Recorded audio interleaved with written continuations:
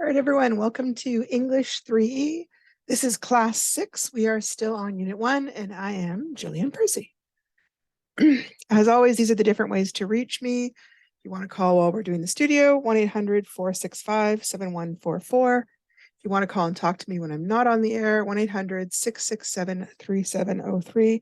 I will say don't leave a message right now because we're having problems with the phone system. If you want to fax me work, 1-800-463-7852. I can also be reached on Facebook, capital G, capital P, ERCY, space, capital W, AHSA, and YouTube is the same thing. If you're wanting to see a class again, you would go onto the YouTube. Okay, so I realized last night as I was talking about stuff that I'd been talking about using Google Documents, but I wasn't sure if everybody knew how to locate it on the computer and how to use it. So I wanted to go over that quickly for anybody who wasn't sure. So first of all, if you are a student with WASA, that means you automatically have a Google email with us, and therefore you automatically have access to Google Documents, whether you've used it before or not. I'm going to walk you through the steps for how to locate it and how to use it. First, make sure that you've logged into your Google account, the one that WASA gave you, not your personal one, the one that WASA has given you. So first of all, if you go up to the corner, the right-hand corner, there should be some little dots there. I'm going to kind of grab my pen here. Should be some little dots right there in the corner. You're going to click on the dots. Once you do click on the dots, a whole list of apps will show up. Some of the ones I have, you may not have because I'm a teacher, but this is the one you're looking for, Google Docs, the little blue icon there. When you click on the blue dots icon, this screen will show up over your whole screen, and you can choose a blank, you can choose some different reports, really just use the blank. Down here, I kind of cut them off so you weren't reading my stuff, but these are recent documents. So if you started an assignment and got called away to do something else, you'd go look in here and find your documents there, okay? Let's see. Okay, once you open Google Docs, here's what you're going to see. Up here, you've got the words untitled document. That's where you're going to put your title once you have one. Here are different function buttons. You probably should explore and work with those a little bit if you haven't. And then right here is where you would start your writing.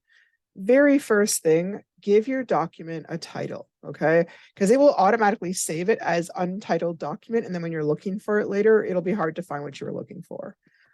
In that title, you should really include your class name, the assignment number or the name of the assignment, and your personal name. I've got a lot of students. I want to make sure I can find things, and I've got multiple classes. So I can't always assume that which class you're in, okay? So for example, OLC 40, assignment 1, my name, Jillian Percy, or if you are in English 3E, rough copy of the news report, and again, your name, okay? Okay, the other thing is, using Google Slides, it will help you edit and revise. I do find that kids sometimes over rely on this. So I wanted to show you one way it will work and some of the ways that it won't work. So spelling mistakes will show up with a little red wiggly line, just like here, but it won't always catch every mistake. For example, I was trying to write, I can't wait to go eat at Fifth Avenue in Sioux Lookout with Miranda. And it caught that I spelled eat incorrectly, but it didn't catch that I spelled Miranda accidentally, probably because it's a name. So it just decided, well, whatever the name is, don't worry about it. But it would matter to me. That's a spot where it won't necessarily catch your spelling mistakes. It may also not catch spelling mistakes where the word is spelled correctly, but it isn't the word you meant to write. This is really common with homophones where the word sounds alike but are spelled differently. So in the example over here, I wrote, I can't wait to go eat at Fifth Avenue in Sioux Lookout with Miranda. Okay. It didn't put a spell check under 8 because that is how you spell 8. But that isn't the kind of 8 I want, right? I wanted eating like 8, not 8 the number. So it didn't catch it. Now, it did put a little blue line under there because it recognized that that didn't make a whole lot of sense grammatically, but it didn't catch the spelling mistake. So remember, this is just a machine. It will make mistakes. You are the human. You will have to go through and check for spelling mistakes, and you need to read it and make sure it makes sense, okay? Here's another example, okay? It will sometimes catch grammatical mistakes and put a squiggly blue line under them, but it doesn't catch everything. There are a whole bunch of mistakes in here, but you can see it only caught one of them, okay? It noticed that the word sometime should really be sometimes. That is the only mistake it caught. So take a moment to look at this. Do you see there are at least 1, 2, 3 more mistakes, okay? So first of all, I've got a period here for the end of the sentence. That's fine. But if that's a period, then this should be a capital letter A or and. But I wouldn't normally start a sentence with and, so that's kind of wrong too. Put a squiggly blue line under them is okay if I don't have the word and there. But it doesn't catch everything. Well, I didn't even put a period here, but it didn't catch that either. So this blue line, I find it's really good for catching a few mistakes. It'll especially catch if you left like too many spaces for some reason, but it will not catch everything. So again, you will still have to read. You can't just go through, get rid of all the red and blue lines and think, okay, I'm good.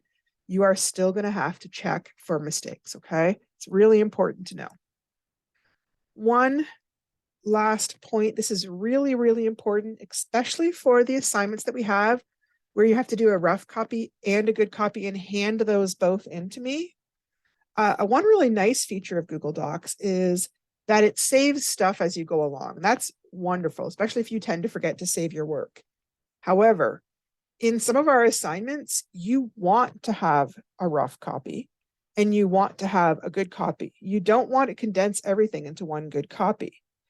And as you're typing, it will just overwrite what you got. So when you have an assignment like that, it's very important to make sure that you make a copy of the rough document, save it, and do the changes on the copy of the original document, not the original, okay? So let me show you what I mean. So here I've got my rough copy of assignment 5. I've labeled it. I want to go to the drop-down menu labeled file. So right here is this file. I click on it. Once I click on it, the drop-down menu will come. New, open, make a copy. I want to click on make a copy of my assignment. Now, once I've clicked on that, what's going to come up is it's going to show you, yeah, you're copying the document. It's going to use a kind of a generic title. It's going to say copy of whatever your assignment was. If you want to save it like that, that's fine. If you want to give it a new name, like, okay, good copy of assignment 5 or whatever, that's the time you can rename it. You can rename it elsewhere, but this is a great time to do it. You want to hit this button down here, the blue button, make a copy, okay? And then you should probably check to make sure in your Google Docs, do I still have now my original, like rough copy, and then copy of the rough copy. The new copy should come up and you can safely write on this document without affecting your old document. Again, this is really important for those assignments where you have to hand me in a rough copy and a good copy. For a lot of those assignments, the rough copy is worth half your mark. If it doesn't get handed in, you're going to lose all those marks. So be very, very careful if you're using Google to be conscious of this issue. Okay. Quick review of the work we did yesterday. We looked at different ways to understand and respond to literature. There was 2 main ways. One was looking at the elements of literature, character setting, plot, conflict, theme, and point of view. We also looked at ways to analyze literature from a personal response method, and we practiced analyzing literature from a personal response method, mainly because this is the one most people have done in school a lot of, but not everybody's done the personal response. However, when I was looking at this, I realized, you know what? I don't think I talked about point of view yesterday. So I wanted to kind of go back and touch on that. It's one that's used a lot lately, and I think it's a really important one from the point of view of a personal response. So I really wanted to go over that one. Okay. Traditionally, when they looked at point of view, they were really looking at the pronouns the author wrote in. And I don't mean like the he, she, they, that kind of pronoun.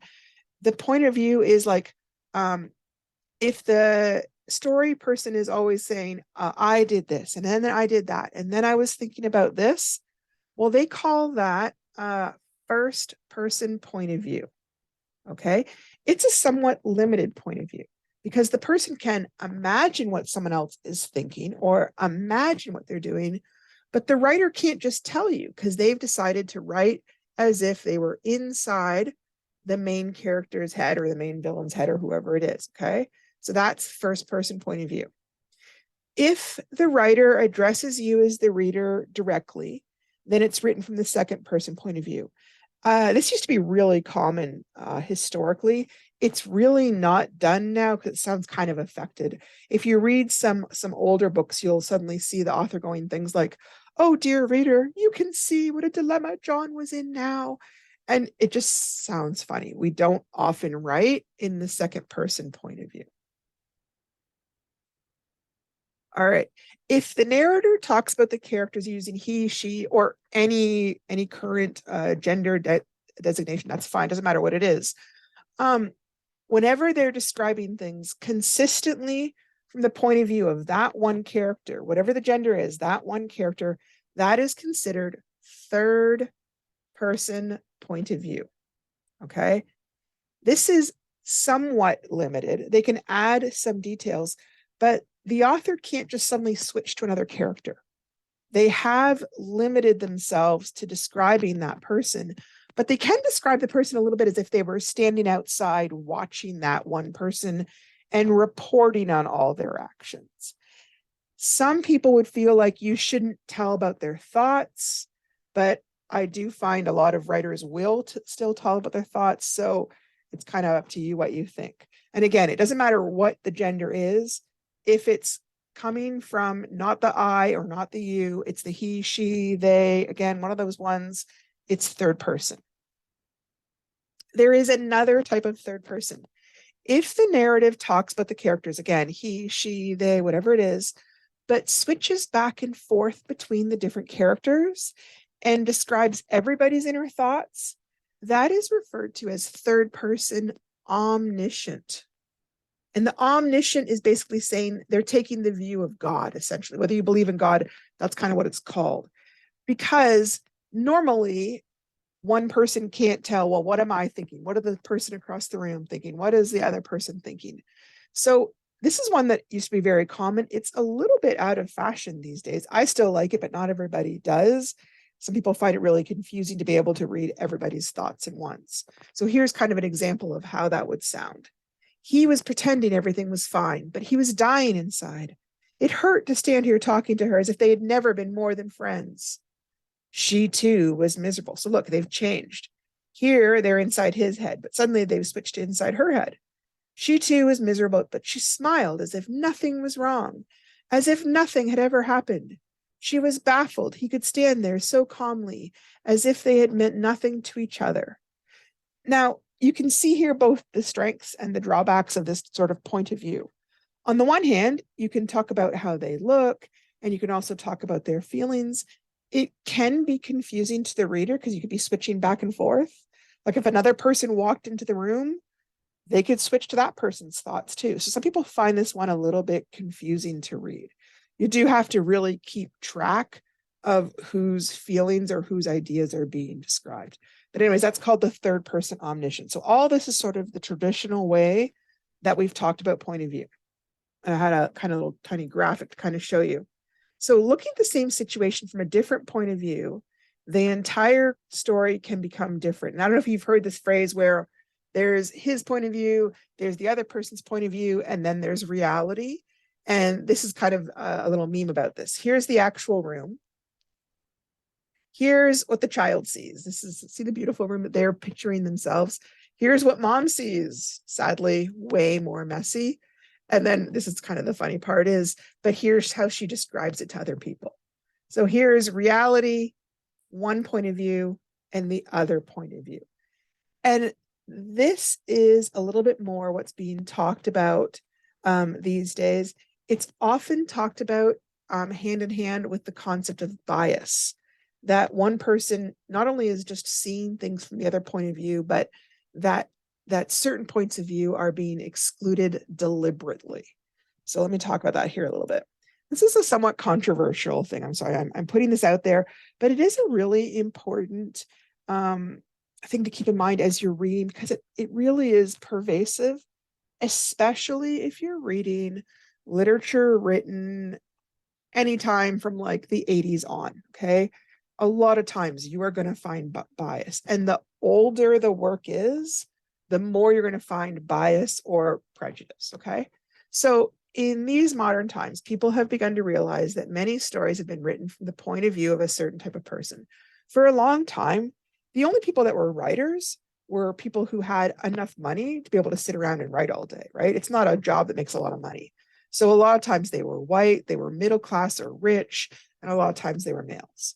So it was initially kind of a shock when women began writing novels, because they looked at situations and wrote about characters very differently than men did. For example, Jane Austen, when she first began writing novels, they were all about women deciding who to marry, which was really not a common topic before then, because men didn't care about that. But for women at that point in time, that was going to affect their entire life. It was going to affect how much money they had, where they lived, how they were treated, because they had almost no rights in the law.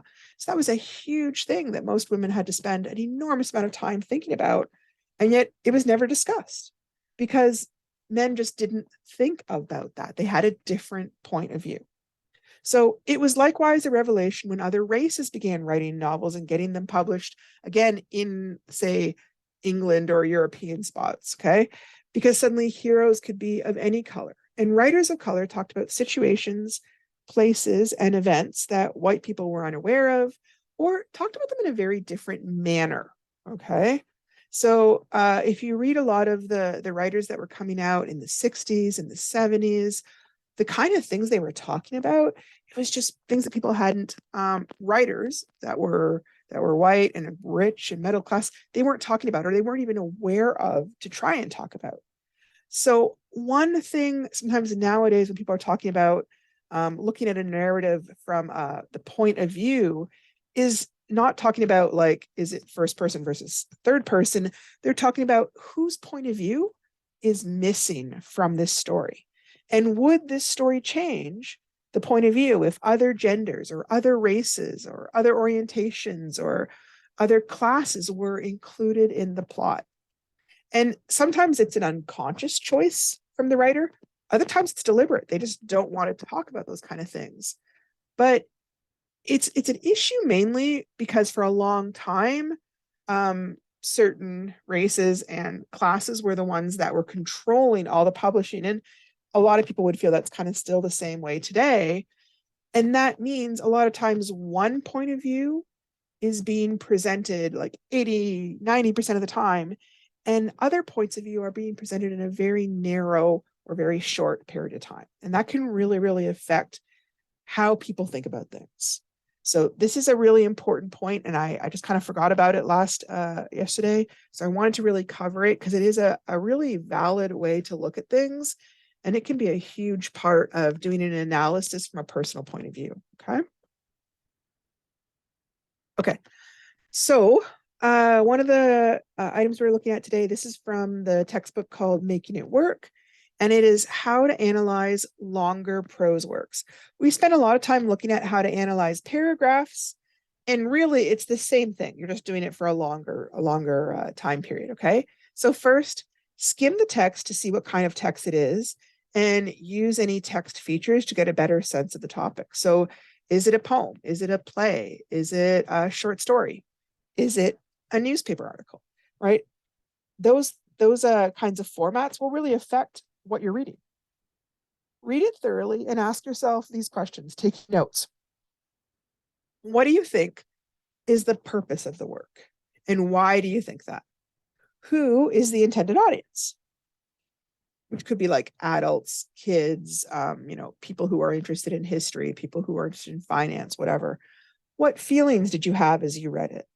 What is the style like? Is it simple or is it complex? And that could be about sentence length, type of vocabulary, what it's talking about.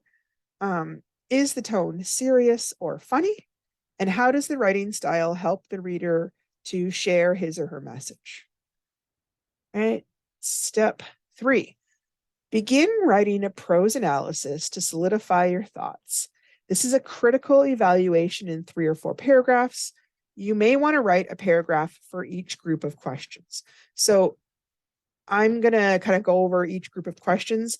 This whole thing, these questions are intended to help you write one paragraph, okay? And again, not all of the questions may speak to you. Some of them you might be like, doesn't matter to me. And so you go on to the next one. That's fine. What is your overall impression of this text? What did you like about it?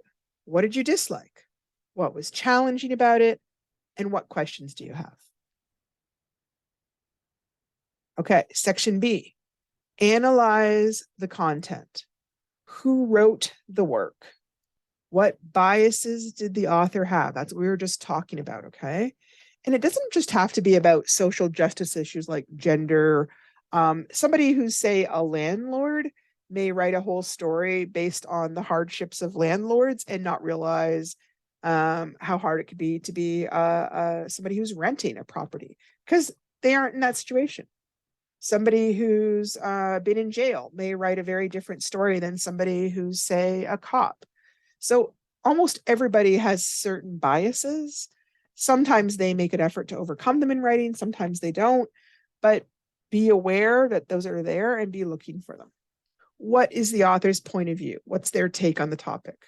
When was it written? This is huge for reading anything. Is it current? Is it within the last 5 to 10 years?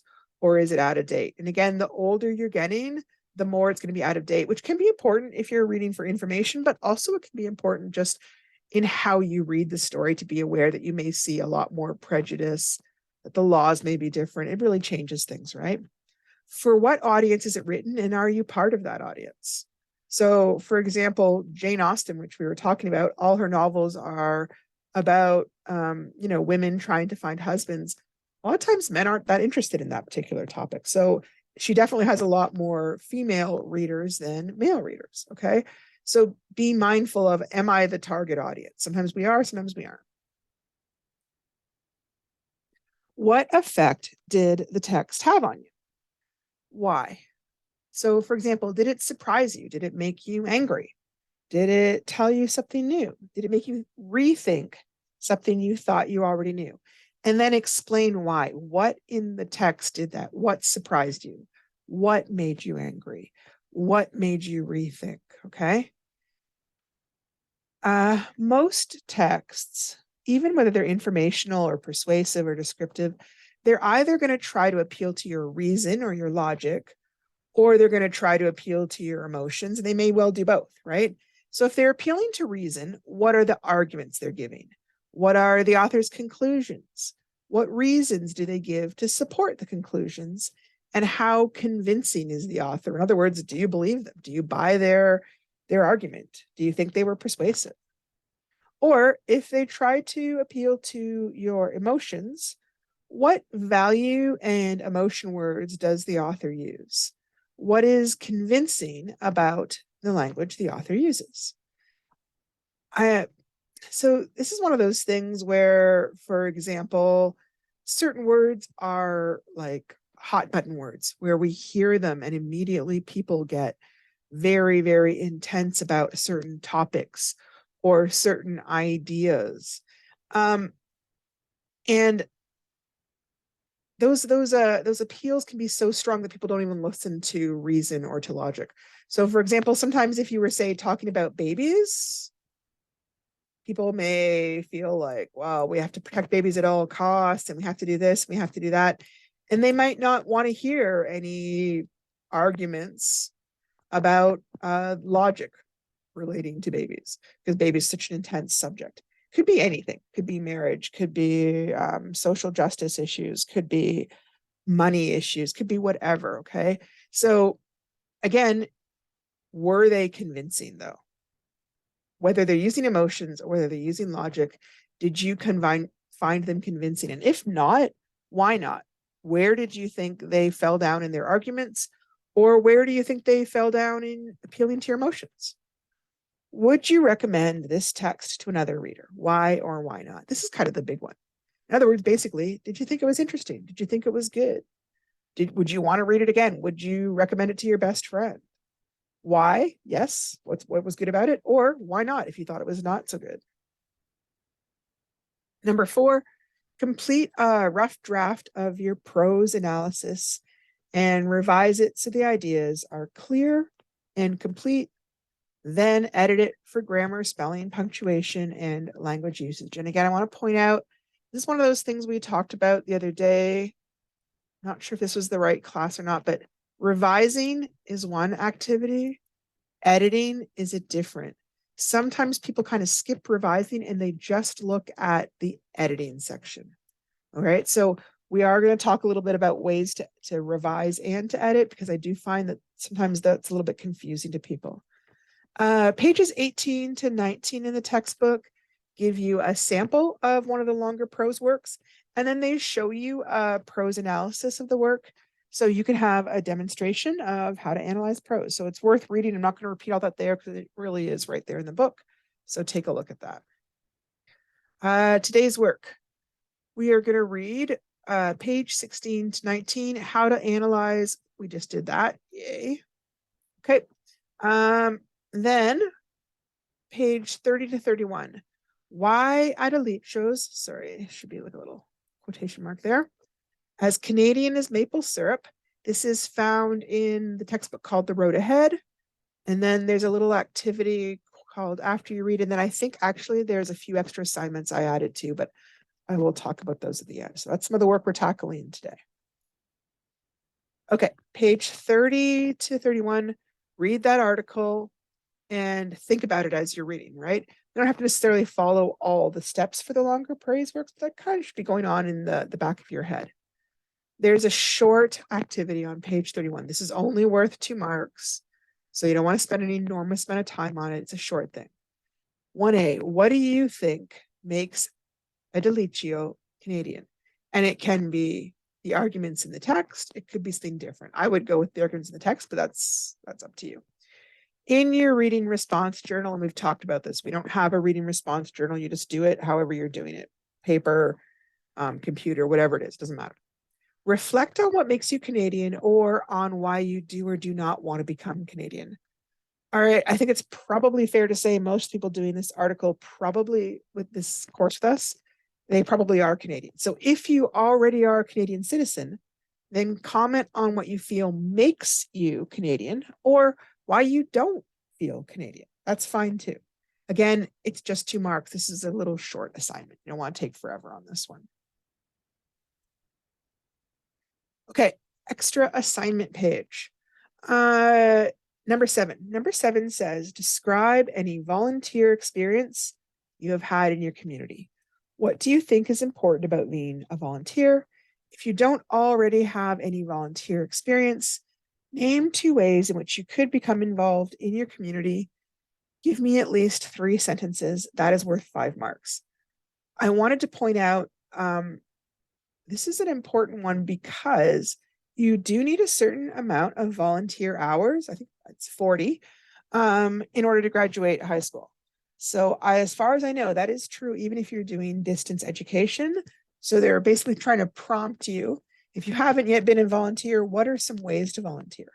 And if you're having trouble thinking about it, it can be volunteering on an individual basis or volunteering in a more official capacity.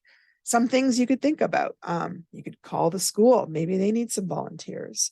You could call the health authority. Maybe they need some volunteers.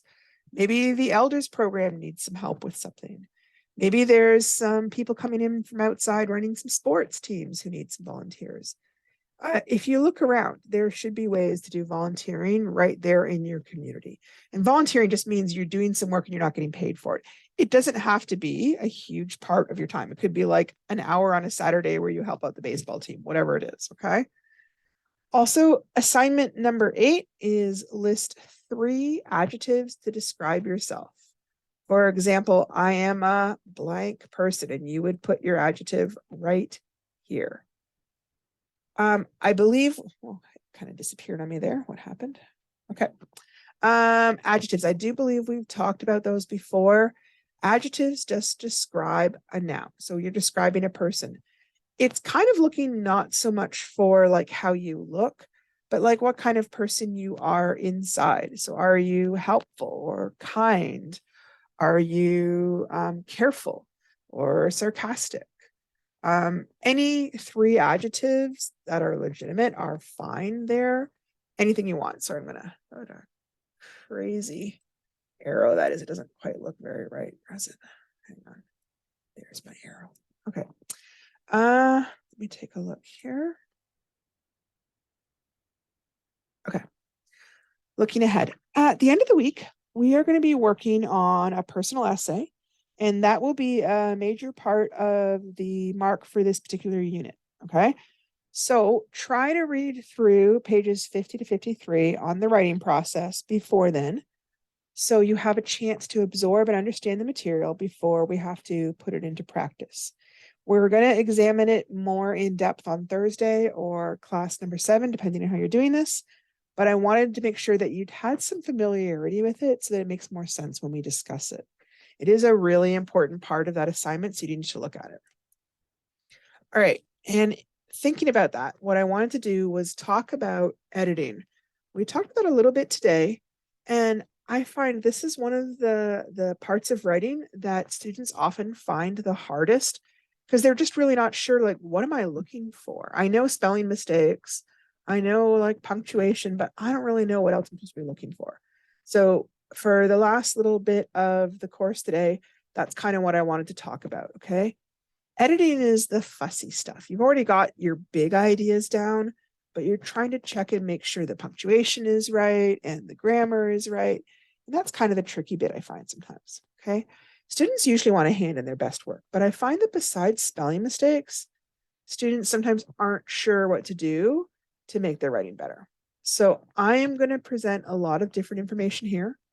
It is okay to only tackle some of it this week and begin to gradually incorporate more items to look for as you're improving your editing skills. And as we covered earlier, you cannot rely on the computer or the software program to catch every mistake. It won't. And sometimes students are very surprised to discover that. Okay.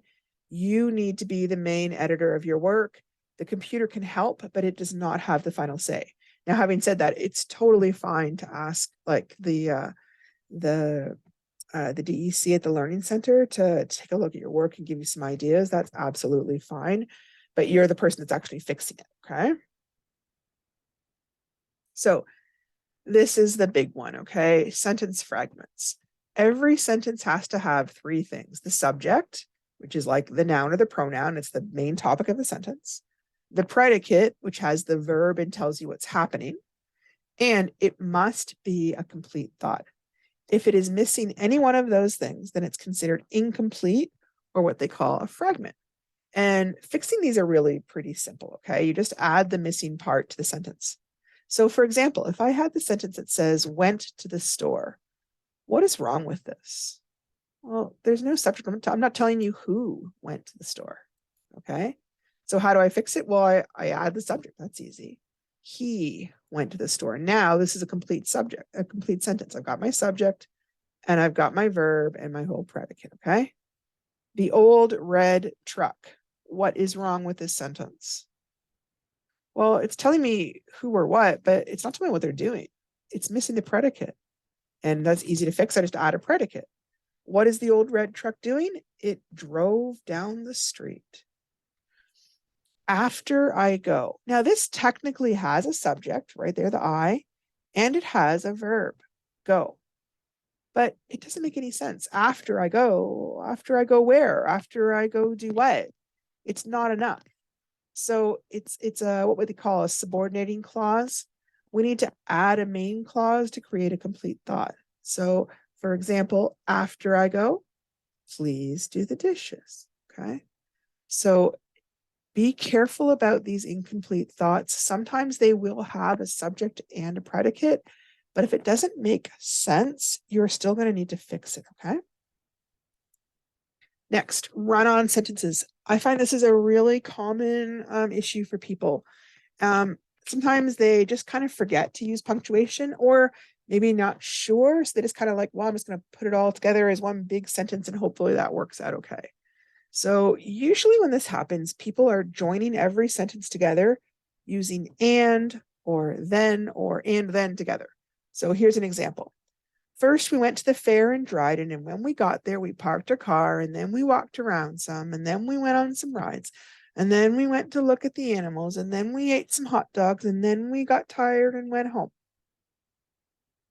Okay, how do we fix this? Very first thing, go through first and circle the thens, the ands, and the and thens. Most times, that is where you should have had a period to start a new sentence. Generally, like 9 times out of 10, that's what should have happened there.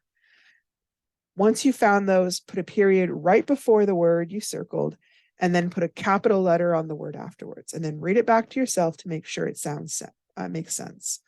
So let's give it a try. First of all, we're gonna take our, grab my pen and my red, and I'm looking for and then. First, we went to the fair in Dryden, and when we got there, we parked our car, and then we walked around some, and then we went on some rides, and then we went to look at the animals, and then we ate some hot dogs, and then we got tired and went home. Okay, there's also an and here. I just noticed that. Okay, now I'm going to switch colors, maybe the green. Okay, so how would I fix this? First of all, most times I put a period there. First, we went to the fair in Dryden. That's a full sentence. It's got its subject, it's got its verb, it tells me what's happening. So then this is my new sentence. So then that needs to be a capital letter. When we got there, we parked our car. Okay, so there's and then. So before the and then, I put my period. That's the end of my sentence. And this one is going to be our new sentence. So it's got to be a capital. We walked around some. And then, okay, I don't want to make every sentence and then. So there's my period. That's the end of the sentence. I don't need this part. It's done. Don't need that part. I make this into a capital. We went. Cross this off. I'm not going to need it. We went on some rides. There's my period. Cross that part off. Capital. We went to look at the animals. Period. Cross that off. Capital letter because it's the beginning of a sentence. We ate some hot dogs. Period. Cross it off. We got tired and went home. Now, we got tired and went home, I would say is okay to have. It's not necessarily a run-on sentence. You might want to say we went tired, then we went home, we got tired, so we went home. I like so we went home. So it does need our subject because we're joining two clauses. So we went home. Okay. Now, obviously, you wouldn't hand it in to me like this. You would type it all over so it looks really nice, or handwrite it all over if you're doing handwriting, okay? It's possible I could have left that one and. If I had a sentence like, let's see here, the day, you know, I want to use the pen just because the other day it ran out on me as I was doing stuff, okay? If I had a sentence like milk, it said, you know, we ate milk and cookies. Okay, that and is fine. Fine. Because I'm not trying to start a whole new sentence. I'm just telling you two words in a list. Oh, hang on. Milk and cookies. I apologize. And I'm nervous about switching to the typing. As the other day, my whole recording shut off when I did that. Okay, milk and cookies. That's fine. It's not a whole new sentence. It's just I'm joining two words. Like mom said, go buy some juice, some chips, some milk, and cookies. Okay, the and cookies is totally acceptable. It's not like the word and is a bad word. You can never use it. It's just sometimes if you're prone to writing run-on sentences, you tend to overuse it. That's all it is. Basic punctuation. Now, most of us knew this, but I wanted to kind of quickly talk over it. If a sentence is giving information, it's just telling you something, then we generally use a period. Do a highlighter here just so I can see it. We use the period.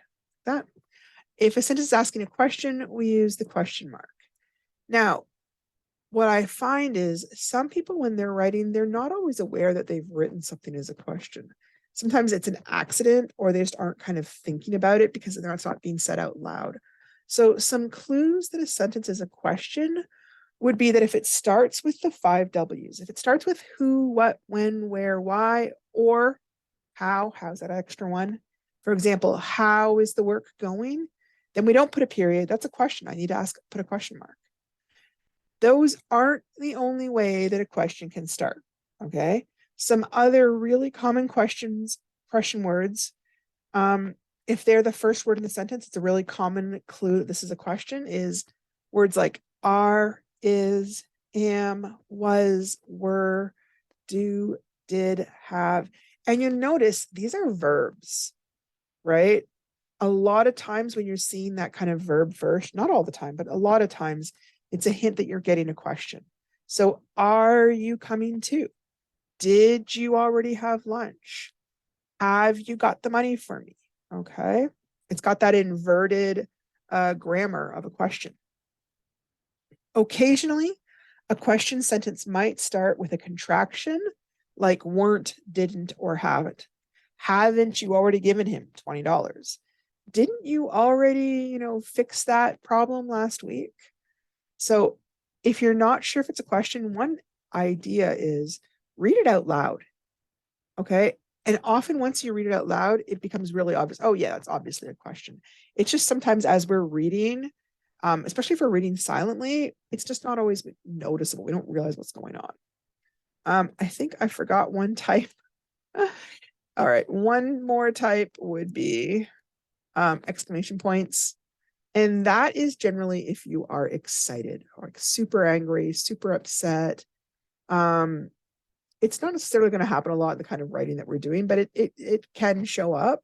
So look for those two. But I will find that these are the two most common punctuation marks you're going to use at the end of a sentence, okay? Commas. Commas are a little bit complicated. And if you grew up in the era where they did everything whole language, a lot of times teachers thought that kids will just pick this up. They'll see it and eventually they'll just get it and I won't have to teach it directly. And in fact, it was kind of thought like it was wrong to teach this kind of stuff directly because you were making it more complicated and people would just pick it up directly. But what they've discovered in the last few years is that that just isn't true. People don't necessarily just intuitively understand how to use commas and other types of grammar. So we're kind of heading back towards where we teach it directly. Okay. So this may be the first time anyone's told you some of these things. A lot of it you may already have noticed, but you may not have noticed all of them. So I'm kind of spelling them out just in case you didn't notice it. Okay. So I apologize if you already did know this, but not everybody does. So I want to make sure I point it out. Okay. We use commas to separate the words in a date. For Monday, comma, August 15th, comma, 2023. We use commas to separate the words in a list. Please buy eggs, comma, flour, comma, milk, comma, and bread. We also use it to separate the words in an address. I live at 34 Front Street, comma, Sioux Lookout, comma, Ontario. If I didn't have the commas there, I live at 34 Front Street, Sioux Lookout, Ontario, it might all sound like it was just the name of the street. Okay. So the commas are telling you, nope, this is a new thing. Okay. We also use it to separate adjectives, which in a way is a lot like a list, right? It's a list of adjectives rather than a list of things, but it still works. I saw a beautiful, comma, old, comma. Now we don't put an adjective here, a comma here before the noun. We leave that one open, okay? We can also use it to separate two simple sentences or main clauses in a compound sentence. For example, I love to ride bikes, comma, and I love to swim, okay?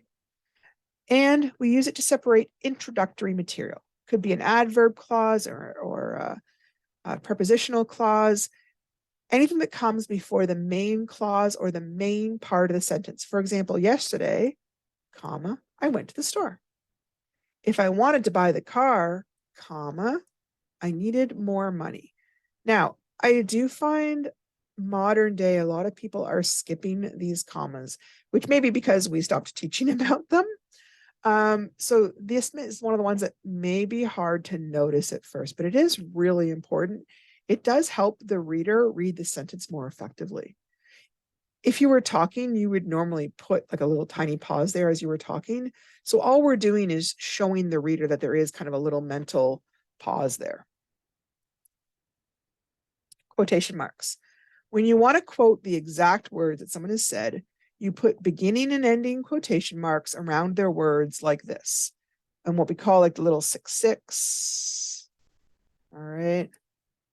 Okay, it doesn't look quite like a 6 on your computer. It will if you're drawing it, okay? And 9. Okay. We often add what they call a tag to tell the reader who is talking and how they're talking. And we put a comma after the tag before the quotation starts. For example, John said, comma, the concert is tonight. If that's the end of the sentence, we put the period inside the quotes. Sometimes people want to put a period there and a period there. You don't need it. Just the one period is fine. Okay. The tag can also come after the quotation, like below. When the tag comes at the end, we replace the period with a comma. You can see some more uses for a comma here. And we save the period for the end of the whole sentence. If a person asks a question or is excited, it's fine to use the question mark or an exclamation mark inside the quotes. So here I used a comma because I'm going to use the period here at the end of the sentence, right? It would be odd to have a period here and a period here. It would make it look as if it was 2 sentences instead of 1 sentence. But let's say she was really excited and I wanted to put an exclamation point there. It's okay. People would realize that it's just trying to show that she's excited. Okay. Oh, I think we've already said that. Tomorrow is pages 50 to 53. We're going to be talking about that and using that information to do our final activity. We will also be talking about the final activity. If you can, please take a few minutes to look over the final activity so that if you have any questions, that's your chance to kind of call in and talk to me. Remember that I won't be here on the weekend to have a conversation with, okay? Thank you so much for coming out and having this conversation with me. I hope I get a chance to see you guys tomorrow, and you guys have a good night and hope the assignments go well.